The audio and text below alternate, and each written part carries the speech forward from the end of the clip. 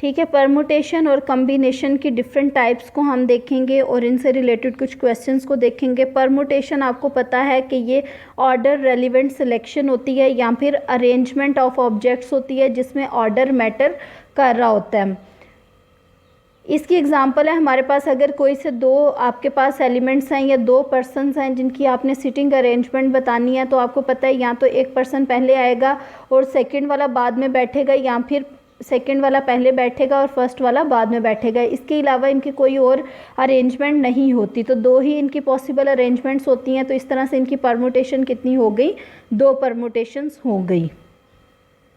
अब देखें अगर आपके पास दो चेयर्स हैं जिसमें से और पर्सन्स भी दो हैं और पहली चेयर पे दोनों में से कोई भी पर्सन बैठ सकता है। फर्स्ट चेयर पे अगर आपके पास दो चेयर्स हैं, दो ही पर्सन्स हैं, तो जो फर्स्ट प्लेस पे दोनों के पास चांसेस हैं कि दोनों में से कोई भी बैठ जाए। अगर इट मीन्स यहाँ पे दोनों में से कोई भी बैठ सकता है। जब दोनों में से यहाँ पे एक बैठ जाएगा तो जो बाकी बचेगा वो एक ही होगा। तो इस तरह से दोनों को मल्टीप्लाई करके हमारे पास ये 2 इनकी पॉसिबल अरेंजमेंट्स आ जाती हैं। इसी तरह से हम इसके कुछ और एग्जांपल्स देखेंगे। How many total arrangements are for the set this.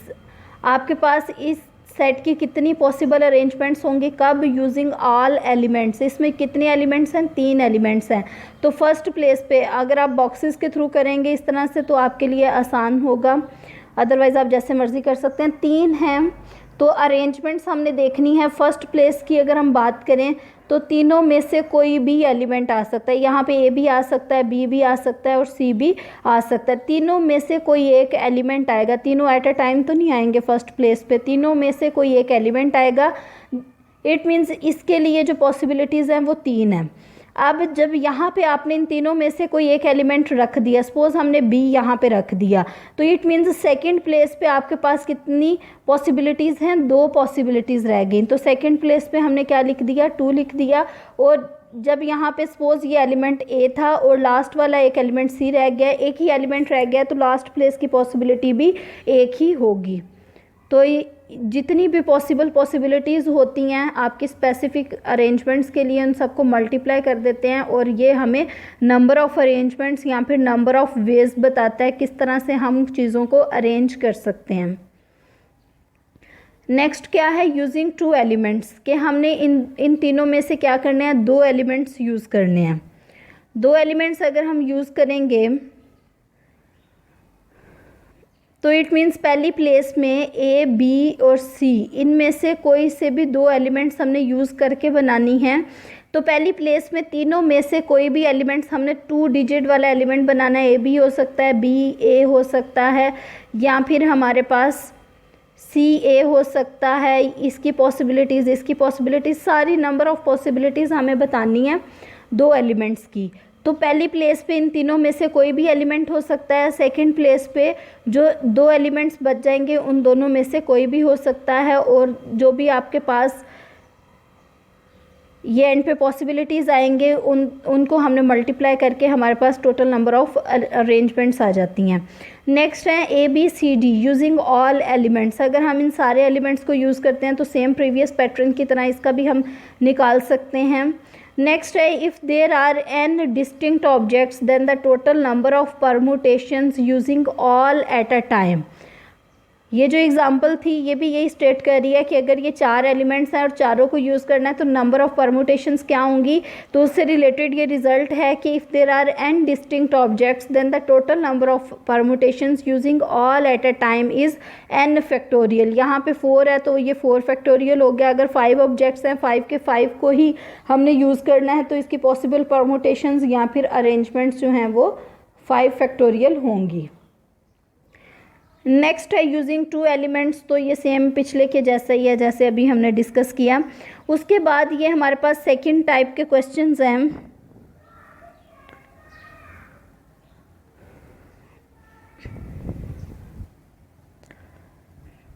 How many total arrangements are for the set A B A. अगर इस टाइप का एक सेट है आपके पास, हमने ये चेक करनी है कि इसकी पॉसिबल कितनी अरेंजमेंट्स हैं ए बी ए। तो यहाँ पे देखें दो एलिमेंट सेम है, इसका मतलब है कुछ इसकी अरेंजमेंट्स जो हैं वो रिपीट होंगी, जिसको हम डिस्कार्ड कर देंगे। अब इसकी अगर आप पॉसिबल अरेंजमेंट्स देखें तो ए के साथ ये वाली सारी पॉसिबल अरेंजमेंट्स आएंगी और इसी तरह से बाकी भी आपके पास आ जाएंगी। अब हमने वो वाली अरेंजमेंट्स को जो है वो कैंसिल आउट कर देना है जो कि डिफरेंट नहीं है, जो कि सेम है। जिस तरह ये ए बी ए है हमारे पास, और इसके अलावा जहाँ जहाँ पे भी सेम है उन सबको हमने कैंसिल कर दिया, और जो डिस्टिंक्ट रह जाएंगे, डिफरेंट रह जाएंगे। सपोज इसकी अगर आप पॉसिबिलिटीज़ देखें, पहला ए, उसके बाद बी ए, सेकंड वाला यहाँ पे क्या आएगा, अगेन ए बी, इस तरह से डिफरेंट आपके पास अरेंजमेंट्स आ जाएंगी। अब ये हम एक एक चेक करते रहेंगे तो हमारे लिए बहुत मुश्किल हो जाएगा। तो इसके लिए आपके पास फार्मूला है। फार्मूला क्या है, टोटल एलिमेंट्स 3 हैं, उनका टोटल एलिमेंट्स जो हैं वो हमने लिख लिए, या फिर ये बेसिकली फार्मूला होता है n1 n2 and so on nr, इसका कम्बिनेशन होता है nc, ये कम्बिनेशन होता है। यहाँ पे n1 किसको डिनोट कर रहा है, n1 जो है वो सेम नंबर ऑफ एलिमेंट्स, एक तरह के same number of elements, n2 दूसरी तरह के same number of elements, and so on nr। अब यहाँ पे देखिए A B C A B A 3 elements हैं, तो n की जगह पे हमने 3 लिख दिया। c की अगर आप बात करें तो इसमें a रिपीट हो रहा है, 2 टाइम्स रिपीट हो रहा है, तो यहाँ पे हमने 2 लिख दिया। ठीक है, इसको हम इस फॉर्म में भी लिख सकते हैं 3c2, इस तरह भी लिख सकते हैं। अगर एक से ज़्यादा एलिमेंट्स रिपीट हो रहे होते, यहाँ पे a की जगह पे ये a b a और साथ में b c इस तरह से होते, तो ये देखें n1 जो है वो हमारे पास a 2 टाइम्स आ रहा है, n2 की जगह पे b यहाँ पे 2 टाइम्स आ रहा है, तो ये भी हम लिख लेते, कॉमा नहीं आना था। और c जो है वो सिंगल टाइम आ रहा है, तो इसको हम जस्ट सिंगल टाइम लिख लेते। और इस तरह से इसको अब एक्सपेंड करने का क्या वे होता है, इसको एक्सपेंड करने के लिए this is equal to n factorial over n1 factorial, ये 1 है, n1 factorial n2 factorial and so on, जो लास्ट टर्म तक होगा उन सब का फैक्टोरियल आ जाएगा। इसी तरह से अगर आपके पास कोई भी वर्ड आए उसमें पॉसिबल अरेंजमेंट्स आपने चेक करनी है। ये हमारे पास मैथमेटिक्स एक वर्ड है, टोटल नंबर ऑफ़ अरेंजमेंट्स हमने देखनी है, इसमें नंबर ऑफ़ एलिमेंट्स कितने हैं, नंबर ऑफ़ डिजिट्स कितने हैं, 1 2 3 4 5 6 7 8 9 10 11 एलिमेंट्स हैं, तो हमने ऊपर 11 फैक्टोरियल लिख दिया। अब हमने देखना है कौन कौन से एलिमेंट्स रिपीट हो रहे हैं, सेम एलिमेंट्स देखने हैं। यहाँ पे a जो है ये a 2 टाइम्स है, तो यहाँ पे हमने 2 फैक्टोरियल लिख लिया। अब अगर हम m को देखें, m भी 2 टाइम्स है, 2 फैक्टोरियल लिख लिया। t को देखें, t 2 टाइम्स है, 2 फैक्टोरियल लिख लिया। और इसके अलावा h e ICS बाकी जो है ये डिफरेंट ही हैं, तो वो 1 फैक्टोरियल हम साथ लिख दें या ना लिखें उससे कोई फ़र्क नहीं पड़ता। आपको पता है 1 फैक्टोरियल 1 के ही इक्वल आता है। इस तरह से इसके पॉसिबल अरेंजमेंट्स आप देख सकते हैं। इसी तरह से ये मिसिसिपी है, इसकी भी आप चेक कर सकते हैं कि जो डिफरेंट होंगे उनको ओवर में लिख देंगे। नेक्स्ट क्वेश्चन है, how many 3 digit number can be made from the following numerics without repetition. इनमें से कोई भी नंबर रिपीट नहीं होना चाहिए। 1 2 3 4 5 रिपीट किए बगैर आपने क्या करना है, 3 डिजिट नंबर बताने हैं कितने बन सकते हैं। 3 डिजिट नंबर बनाने के लिए सबसे पहले तो हमें रेस्ट्रिक्शन लगानी होगी कि 3 के 3 डिजिट्स ही हों। तो इट मीन्स 5 हमारे पास टोटल नंबर्स थे, तो फर्स्ट प्लेस पे जो है वो 5 में से, इसका मतलब है प्लेसेस कितनी होंगी, हमारे पास 3 प्लेसेस होंगी क्योंकि हमने 3 डिजिट नंबर बनाना है। टोटल हमारे पास जो नंबर्स हैं, टोटल नंबर्स जो हैं वो 5 हैं, तो फर्स्ट प्लेस पे 5 में से कोई भी आ सकता है एक। जब यहाँ पे 5 में से कोई भी एक आ गया, सपोज वो 1 हो सकता है, 2 3 4 5 में से कोई भी नंबर हो सकता है, लेकिन होगा तो एक नंबर ही यहाँ पे आएगा ना। उसके बाद रिमेनिंग, जब यहाँ पे एक नंबर आपने रिप्लेस कर दिया है तो रिमेनिंग 4 रहेंगे, तो 4 में से यहाँ पे कोई एक आ सकता है और बाकी जो 3 नंबर्स रह जाएंगे उनमें से कोई एक यहाँ पे आ सकता है, और इनको अगर आप मल्टीप्लाई करें तो आंसर 60 आ जाएगा। इसी तरह से हम ये बता सकते हैं हाउ मैनी 3, ये तो सिंपल था ना कि 3 डिजिट नंबर बनाने हैं। अब हमने ये देखना है कि how many 3 digit odd numbers, क्या कंडीशन लगी? ऑड नंबर्स की। कितने डिजिट होना चाहिए? 3 डिजिट ही होना चाहिए। इट मीन्स ये वाली जो इसकी प्लेसेस हैं वो 3 ही बनेंगी। कंडीशन लास्ट वाले डिजिट पे लगेगी कि उसमें ऑड नंबर के लिए ऑड नंबर्स में से ही कोई होना चाहिए। हमारे पास नंबर्स 1 2 3 4 और 5 है। इट मीन्स लास्ट प्लेस पे हम नंबर फिक्स करेंगे कि वो या तो 1 हो, या फिर वो 3 हो, या फिर वो 5 हो, तभी ये ऑड नंबर बनेगा। अगर लास्ट डिजिट जो है वो 2 या 4 आ जाएगा तो वो इवन नंबर हो जाएगा। तो इट मीन्स यहाँ पे जो है इन तीनों में से कोई ना कोई एक आएगा। तो 3 हमने यहाँ पे, या फिर आप ये कह सकते हैं कि इन तीनों में से कोई एक लास्ट में आएगा। कोई एक का लास्ट में आना लाजमी है। तो रिमेनिंग जो आपके पास,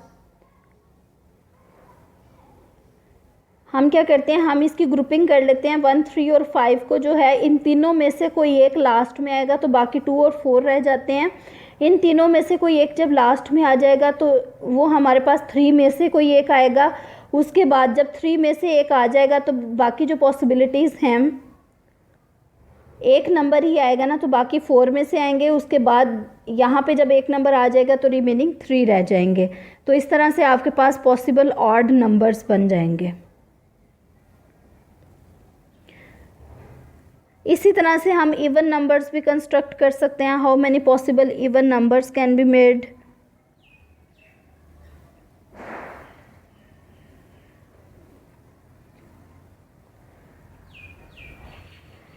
और उसके अलावा अगर इस तरह के नंबर्स हों, total number of 3 digit numbers अगर आपने बनाने हैं, लेकिन इसमें ये ज़ीरो भी इंक्लूड हो रहा है, तो ज़ीरो हमें फ़िक्स करना पड़ेगा कि वो स्टार्ट में ना आए, क्योंकि अगर स्टार्ट में ज़ीरो आ जाता है तो वो 3 डिजिट नंबर नहीं रहता। तो ये हम फिक्स कर लेंगे कि यहाँ पे ज़ीरो के अलावा बाकी कितने नंबर्स बच जाएंगे? बाकी 5 नंबर्स हैं। 5 में से कोई भी यहाँ पे आ सकता है, क्योंकि अगर ये यहाँ पे फर्स्ट प्लेस पे ज़ीरो आ जाता है तो वो 3 डिजिट नंबर नहीं रहेगा। लेकिन सेकंड प्लेस पे ज़ीरो आ सकता है, इसलिए इन 5 में से जब एक नंबर यहाँ पे रह जाएगा तो सेकंड प्लेस पे ये ज़ीरो भी आ सकता है, और यहाँ से 4 नंबर रह जाएंगे, और ये वाला ज़ीरो ऐड करके तो अगेन 5 में से कोई भी नंबर यहाँ पे आ सकता है। तो जब एक नंबर यहाँ पे हम रिप्लेस कर देंगे तो 4 में से, और इन सबको मल्टीप्लाई करके आपके पास रिक्वायर्ड नंबर ऑफ़ अरेंजमेंट्स आ जाएंगी। इसी तरह से हम परमुटेशन की प्रॉपर डेफिनेशन अगर आप देखें, a permutation of n objects taking r at a time is defined as n P r. और इसका फार्मूला क्या होता है? N factorial over n minus r factorial. और इस आर पे क्या कंडीशन होती है कि आर जो है वो हमारे पास पॉजिटिव नंबर होना चाहिए, और आर जो है वो क्या होना चाहिए? या तो एन से छोटा हो या फिर एन के इक्वल हो। नेक्स्ट है पार्टीशनिंग ऑफ ए सेट। ये हम ऑलरेडी भी इसका हमें पता है कि पार्टीशनिंग क्या होती है, कि सेट के अगर हम ऐसे पोर्शंस बना दें या फिर उसको इस तरह से ब्रेक कर दें कि उसके जितने भी पोर्शंस हैं उनको ऐड करें तो वो सेट बन जाए, तो वो सारी की सारी जो पोर्शंस होते हैं वो उसकी पार्टीशनिंग कहलाते हैं। The total number of arrangements of n objects of which n1 are of first kind, n2 are of second kind and n3 are of third kind. जिस तरह से अभी हमने देखा था कि n1 n2 n3 इस फॉर्म में हमारे पास एक एक्सप्रेशन आया था, इसको इस फॉर्म में हमने एक्सपेंड किया था। ये जितने n आईज हैं ये क्या करते हैं, ये इस n वाले सेट की, जिसके n वाले सेट की जो है वो पार्टीशनिंग करते हैं।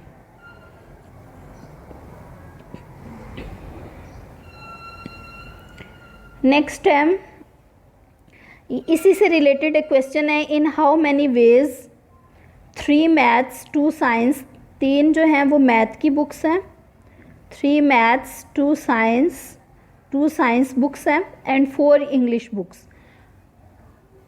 Can be arranged in a shelf. कोई शेल्फ है उस पर आपने ये वाली बुक्स कितनी तरह से उसको अरेंज कर सकते हैं। तो टोटल बुक्स आपके पास किस तरह से आएंगी, इन सबको ऐड कर लें, 3 2 5 और 4 9, तो 9 फैक्टोरियल आ गया। 3 बुक्स जो हैं वो मैथ्स की हैं, तो मीन्स वो एक ही सब्जेक्ट की हैं, तो ये 3 फैक्टोरियल आ गया। 2 बुक्स आपके पास साइंस की हैं तो 2 फैक्टोरियल आ गया। और नेक्स्ट जो है वो इंग्लिश की 4 बुक्स हैं, तो यहाँ पे 4 फैक्टोरियल आ गया। तो इसको सिंप्लीफाई करके एक्सपेंड करके आपका रिज़ल्ट आ सकता है। नेक्स्ट जो है वो है ये बाकी भी नेक्स्ट क्वेश्चन भी ऐसे ही है। हम यहाँ पे अब देखते हैं सर्कुलर परमुटेशन। सर्कुलर परमुटेशन क्या है कि आपने अरेंज तो करना है लेकिन इन सर्कुलर ऑर्डर। ऑर्डर कौन सा है कि सर्कल की फॉर्म में आपने अरेंज करना है। In circular arrangement we have to fix one element. अगर आप सर्कल में अरेंज कर रहे हैं तो डेफिनेटली आपको कोई ना कोई एक एलिमेंट फिक्स करना पड़ेगा जिससे आप नेक्स्ट मूव करें, या फिर इस डायरेक्शन में। आप देखें सर्कल के फॉर्म में आप इस डायरेक्शन में मूव कर सकते हैं और इस डायरेक्शन में भी मूव कर सकते हैं। इसका मतलब है 2 टाइप्स की अरेंजमेंट्स हो सकती हैं। Have to fix one element. Total objects अगर यहाँ पे n है, मीन्स ये वाले n ऑब्जेक्ट्स हैं अगर, जो कि इस केस में 5 हैं, तो सर्कुलर परमुटेशन में जितनी उसकी नंबर ऑफ अरेंजमेंट्स होंगी वो n-1 होंगी, क्योंकि एक एलिमेंट हमने फिक्स किया है। कहीं पे भी ये एक एलिमेंट हम फिक्स कर सकते हैं ताकि उससे हम नेक्स्ट के ऑर्डर्स देख सकें। तो टोटल नंबर ऑफ अरेंजमेंट्स जो हैं वो n-1 फैक्टोरियल होंगी। The total number of permutation.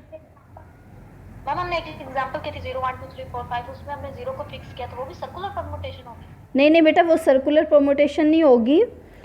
Actually उसमें 0 को हमने इसलिए फिक्स किया था कि अगर शुरू पे 0 आ जाता है 0 1 2, तो ये तो 3 डिजिट नंबर नहीं रहता, ये तो 1 2 बन जाता है, इसलिए हमने वहाँ पे 0 को फिक्स किया था। वो जस्ट एक सीटिंग अरेंजमेंट कह लें या सिंपल एक अरेंजमेंट थी। ये सर्कुलर में इस फॉर्म में होता है। वो 0 जस्ट हमने अपना रिक्वायर्ड रिजल्ट हासिल करने के लिए किया था।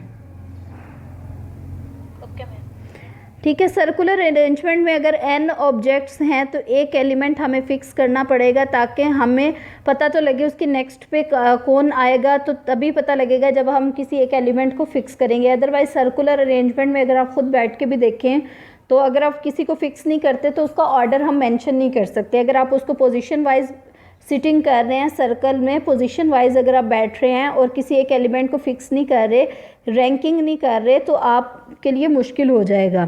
तो परमुटेशन है ही अरेंजमेंट, जब तक हमें उसका ऑर्डर पता नहीं चलेगा हम उसको डिफाइन नहीं कर सकते। ओके, नेक्स्ट है यहाँ पे इन how many ways can 5 persons sit in a round table. कितने लोग हैं? 5 लोग हैं, कोई भी कंडीशन नहीं है, वो राउंड टेबल पे किस तरह से बैठ सकते हैं। तो सिंपल उसकी जो अरेंजमेंट होगी वो n-1 फैक्टोरियल होगी। उसके बाद है if a and b are next to each other. अगर 5 लोग 5 ही हैं लेकिन a और b पे क्या कंडीशन है कि वो साथ में बैठना चाहते हैं। जिस तरह अक्सर क्लास में भी होता है, फ्रेंड्स कहते हैं कि हमने इकट्ठे बैठना है, तो उनकी अरेंजमेंट पॉसिबल अरेंजमेंट्स क्या होंगी। अब देखिए a यहाँ पे भी हो सकता है, किसी एक एलिमेंट को आपने अगर फिक्स किया है तो उसके बाद ही ऑर्डर में हम मूव कर रहे हैं। अब a यहाँ पे भी हो सकता है, उसके नेक्स्ट में b हो सकता है। एक तो ये पॉसिबिलिटी हो गई हमारे पास। सेकंड क्या पॉसिबिलिटी है कि यहाँ पे b हो जाए और यहाँ पे a हो जाए। इट मीन्स इसकी क्या पॉसिबिलिटी रह जाएगी, 2 जो हैं वो इकट्ठे बैठना चाह रहे हैं, तो इट मीन्स उनको हम एक ही कंसिडर करेंगे, तो ये 3 फैक्टोरियल आ जाएगा। क्योंकि 2 लोग इकट्ठे बैठना चाह रहे हैं तो उनको हम डिस्टर्ब नहीं करेंगे। तो रिमेनिंग कितने रह जाएंगे? 3 पर्सन्स रह जाएंगे, उनका फैक्टोरियल और मल्टीप्लाई बाय ये 2 किस तरह से आया, क्योंकि a पहले बैठ सकता है और b बाद में भी बैठ सकता है तो इकट्ठे ही, या फिर b को पहले बैठा दें और a बाद में आ जाए। इस तरह इसके 2 वेज हैं, तो मल्टीप्लाई बाय 2 आता है। If one of A B is already fix. अब हमने ये देखना है कि अगर ए बी में से जो हमने एलिमेंट फिक्स किया है ऑलरेडी, या तो वो ए है या फिर वो बी है, तो रिमेनिंग किस तरह से आएंगे कि हमारे पास या तो ए हमने यहाँ पे फिक्स कर लिया है, अगर ए फिक्स किया है तो एक टाइप की अरेंजमेंट होगी, अगर आपने बी फिक्स किया तो दूसरी टाइप की। तो मल्टीप्लाई बाय 2 हमने किया, क्योंकि 2 जो है वो इकट्ठे बैठना चाह रहे हैं।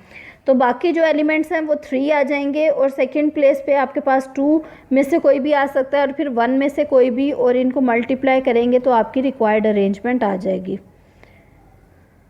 इसी तरह से अगर दो लोग सेपरेट बैठना चाह रहे हैं तो हम क्या करेंगे, दोनों के इकट्ठे बैठने की प्रोबेबिलिटी फाइंड आउट कर लेंगे, अरेंजमेंट्स फाइंड आउट कर लेंगे और टोटल इनकी जो अरेंजमेंट्स हैं उसमें से माइनस कर देंगे। नेक्स्ट है कम्बिनेशन। कम्बिनेशन क्या होता है, ऑर्डर इररेलेवेंट सिलेक्शन, क्योंकि इसमें ऑर्डर मैटर नहीं करता। अगर आपने 3 लोग चूज़ किए हैं ये मैटर नहीं करता, पहला यहाँ पे बैठा है, दूसरा यहाँ पे और थर्ड यहाँ पे, जहाँ मर्जी जैसे मर्जी हो, जस्ट वो सारे सेम रैंक के हैं, उनकी रैंकिंग आपस में एक दूसरे को इफ़ेक्ट नहीं कर रही, तो किसी को भी आप चूज़ कर सकते हैं। तो कम्बिनेशन क्या है, ऑर्डर इररेलेवेंट सिलेक्शन होती है the total number of ways in which r objects are selected. R objects हम सेलेक्ट करते हैं from a total of n objects is given by, इसको NCR से डिनोट करते हैं और इसको एक्सपेंड इस तरह से करते हैं। अगर आप देखें NPR का जो फार्मूला होता है वो ये वाला होता है, n factorial over n minus r factorial. इसमें हम साथ में 1 ओवर r फैक्टोरियल को मल्टीप्लाई कर सकते हैं, इसको NPR से डिनोट कर सकते हैं। NPR को इसी साइड पे रहने दें और ये जो 1 ओवर r फैक्टोरियल है इसको अगर आप लेफ़्ट साइड पे मूव करें तो ये एक रिलेशनशिप बन जाएगा between combination and permutation. Next एक एग्जांपल इसकी देखते हैं। A committee of 5 members is to be selected. एक कमेटी हमने बनाई है कितने मेंबर्स की, 5 मेंबर्स की। Is to be selected from a group of 12 girls. उसमें बॉयज़ कितने हैं, 12 हैं एंड 10 गर्ल्स, और गर्ल्स कितनी हैं उसमें 10 हैं। Find the total number of committees which can be formed if there is no restriction. अगर कोई भी रेस्ट्रिक्शन नहीं है तो सिंपल हम क्या करेंगे, 5 मेंबर्स हमने चूज़ करने हैं। टोटल आपके पास 12 बॉयज़ हैं और 10 गर्ल्स हैं, इट मीन्स टोटल 22 मेंबर्स हैं। 22C 5 आपने कर देना है, क्योंकि कोई रेस्ट्रिक्शन नहीं है, जैसे मर्ज़ी आप चूज़ कर सकते हैं। तो यही आपकी पॉसिबल अरेंजमेंट होगी। नेक्स्ट है आपके पास there are 2 boys and 3 girls. 2 boys हों और 3 गर्ल्स हों। अब इसमें गर्ल्स कितनी थी, 10 गर्ल्स थी और 12 बॉयज़ थे। इट मीन्स बॉयज़ में से कितने हमें चाहिए, 2 बॉयज़, ठीक है। तो 12 बॉयज़ थे तो 12 में से हमने 2 रख लिए और 3 गर्ल्स, और 10 में से हमने 10 से 3 कर दिया। तो हमने कहा था कि जितनी इसकी पॉसिबल अरेंजमेंट्स हैं जितनी इसकी हैं, तो टोटल हमें फाइंड आउट करने के लिए दोनों को मल्टीप्लाई करना पड़ेगा। थर्ड पे क्या है, एटलीस्ट 1 गर्ल, के कम अज़ कम एक लड़की ज़रूर होनी चाहिए। टोटल हमने 5 सेलेक्ट करने हैं और गर्ल्स हमारे पास हैं 10 गर्ल्स। टोटल हमने 5 सेलेक्ट करने हैं और गर्ल्स हमारे पास हैं 10 में से कम अज़ कम जो है वो जितनी हमने 5 सेलेक्ट करनी है, कम अज़ कम एक गर्ल्स होनी चाहिए, कम अज़ कम एक लड़की उसमें लाजमी होनी चाहिए। इट मीन्स अगर एक लड़की होती है तो 10 में से इसकी क्या चांसेस हो सकते हैं, 10 में से हम 1 ले लें, 2 ले लें, 3 ले लें, 4 ले लें एंड 5 ले लें। अगर हम 10 में से 1 गर्ल लेते हैं तो इट मीन्स बाकी हमें बॉयज़ लेना पड़ेंगे। तो 12 में से 4 बॉयज़, ये एक पॉसिबिलिटी होगी। प्लस अगर हम 10 में से 2 गर्ल्स लेते हैं तो बाकी हमें बॉयज़ लेना पड़ेंगे, तो बाकी 3 हमें सेलेक्ट करने हैं, तो वो बॉयज़ में से सिलेक्ट हो गए। सेम इसी तरह सारी पॉसिबिलिटीज़ निकाल के इनको एक्सपेंड करके और सबको ऐड करेंगे तो ये नंबर ऑफ़ पॉसिबल अरेंजमेंट्स आ जाएंगे। नेक्स्ट है एटलीस्ट 1 बॉय, कम अज़ कम at most 1 boy. At most का क्या मतलब है, मैक्सिमम एक लड़का हो। मैक्सिमम एक लड़के का क्या मतलब है, या तो वो एक लड़का हम चूज़ करें या कोई भी लड़का चूज़ ना करें। सेम इसी तरह बाकी भी आप देख सकते हैं। उसके बाद नेक्स्ट क्वेश्चन है, in how many ways can 5 girls and 6 boys. 5 girls हैं और 6 बॉयज़ हैं, इनके कितने वेज होंगे, be selected in a row if there is no restriction. अगर कोई भी रेस्ट्रिक्शन नहीं है तो क्या होगा, ये क्वेश्चन आपने खुद देखना है। नेक्स्ट है हमारे पास ये सेम, ये बहुत इजी क्वेश्चंस हैं, बस कॉम्बिनेशन परमुटेशन यूज़ हो रही है। अब box contains 5 red 10 blue 4 yellow. 5 उसमें रेड हैं, 10 ब्लू हैं और 4 येलो बॉल्स हैं। 5 balls are drawn, कितनी बॉल्स हमने ड्रा करनी है? 5 balls। At random find the probability that all balls are of the same colour.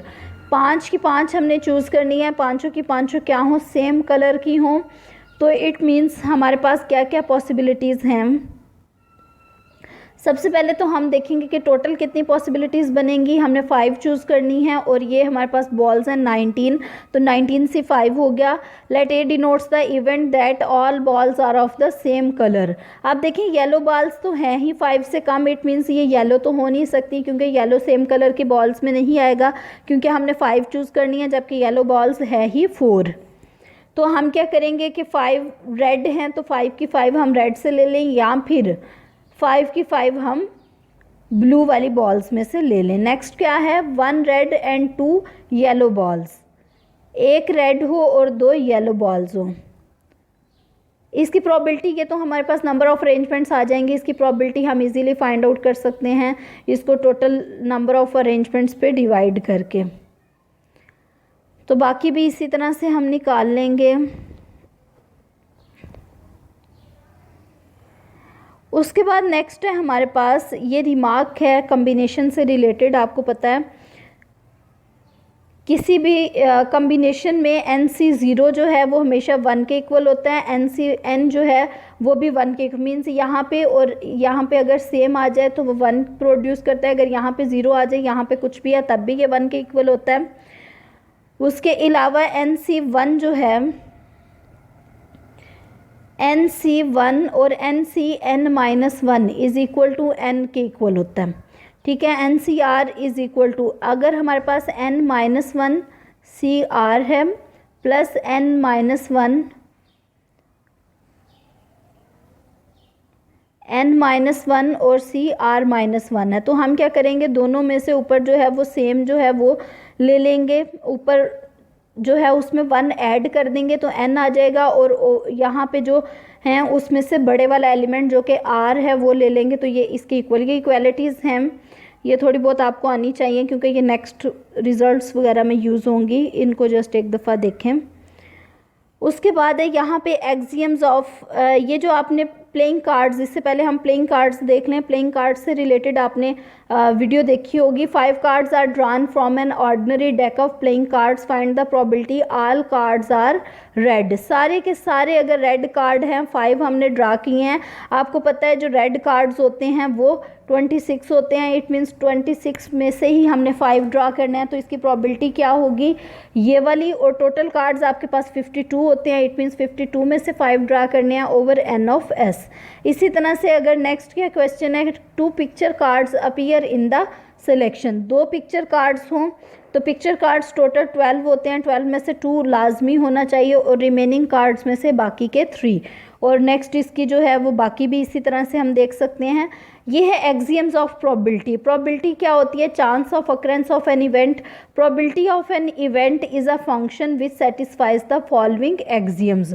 किसी भी इवेंट क्या होता है? सैम्पल स्पेस का कोई भी सबसेट जो है वो इवेंट कहलाता है। सैम्पल स्पेस क्या होती है? जितनी पॉसिबल आउटकम्स हैं उनको अगर हम एक सेट में रख दें तो वो सैम्पल स्पेस बनाती है। For suppose head and tail, इनकी किसी भी इवेंट की जो प्रोबेबिलिटी है वो हमेशा 0 और 1 के दरमियान लाई करती है। अगर श्योर इवेंट या फिर सैम्पल स्पेस की प्रोबेबिलिटी हमने फाइंड आउट करनी है तो वो हमेशा 1 होती है। अगर इवेंट्स का हम यूनियन ले लें और फिर उसकी प्रोबेबिलिटी कैलकुलेट करें तो वो किसके इक्वल होती है? प्रोबेबिलिटी डिफरेंट इवेंट्स की पहले अगर हम प्रोबेबिलिटी कैलकुलेट कर लें और देन उसको ऐड कर दें, ये दोनों सेम होते हैं। नेक्स्ट ये भी पिक्चर कार्ड से रिलेटेड ही है, डिफरेंट ये प्लेइंग कार्ड से रिलेटेड है।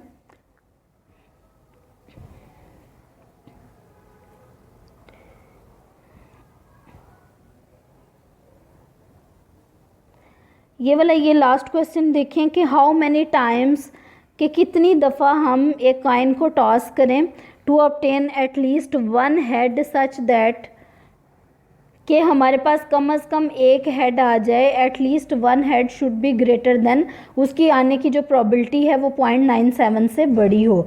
तो प्रोबेबिलिटी ऑफ एटलीस्ट 1 हेड क्या होगा? एटलीस्ट 1 हेड का क्या मतलब है कि 1 आ जाए, 2 आ जाए, 3 एंड सो ऑन। तो इसकी प्रोबेबिलिटी फाइंड आउट करना हमारे लिए मुश्किल है। हम क्या करेंगे, probability of no head means जिसमें टेल्स आ रही हैं, जस्ट उसकी प्रोबेबिलिटी फाइंड आउट करेंगे। टोटल प्रोबेबिलिटी हमेशा 1 होती है, तो 1 में से माइनस करके हमारे पास ये रिक्वायर्ड रिजल्ट आ जाएगा। अब देखें probability of no head, head नहीं आ रहा है, इट मीन्स जस्ट टेल आएगा। अगर दो हमारे पास एक ही कॉइन है तो उसकी प्रोबेबिलिटी 1/2 होती है। अगर आप उसको 2 दफ़ा टॉस कर रहे हैं तो ये 1/2 स्क्वायर हो जाएगी। इसी तरह से हमने n टाइम्स उसको किया, क्योंकि n हमें नहीं पता कितनी टॉसेस में वो आएगा, तो इसकी जो प्रोबेबिलिटी है वो हमने लिख दी 1/2 power n। Probability of at least 1 head, ये है नो हेड की प्रोबेबिलिटी, कोई भी हेड नहीं आ रहा। इट मीन्स एक हेड था एक टेल था, इसका मतलब है हर दफ़ा टेल ही आ रहा है, इसकी प्रोबेबिलिटी 1/2 है। दूसरी दफ़ा फिर किया, फिर 1/2 आ गई, फिर किया और ये चलते गए, और इवन n टाइम्स हमने की, हमने n फाइंड आउट करना है। तो 1 - 1/2 पावर n, इसमें इसको रिप्लेस कर दिया। अब क्या गिवन क्या था हमारे पास, प्रोबेबिलिटी ऑफ एटलीस्ट 1 हेड जो है वो ग्रेटर देन 0.97 है। इट मीन्स ये वाली जो प्रोबेबिलिटी है ये ग्रेटर देन 0.97 है। इसको अगर आप सिंप्लीफाई करें, 0.97 को इस तरफ ले आएँ और इसको इस तरफ ले जाएं तो ये इसके इक्वल आएगा। आप देखें पावर में n इन्वॉल्व हो रहा है, तो log लेके इस n को हम log की प्रॉपर्टी के थ्रू मल्टीप्लाई करवा देंगे और n को एक साइड पे रखा, बाकी सारे दूसरी साइड पे ले गए। इट मीन्स n जो है वो लेस देन 5.06 है। तो यहाँ पे 5.06 से छोटा 5 भी तो होता है, तो हमने कह दिया n = 5। इट मीन्स अगर आप 5 टाइम्स इसको टॉस करें तो आपके पास कोई भी हेड नहीं आता, तो एटलीस्ट 1 हेड की क्या प्रोबेबिलिटी होगी, 1 - दिस। तो यही हमारा रिक्वायर्ड, इस तरह से n आ जाएगा। कोई क्वेश्चन है तो पूछ लें।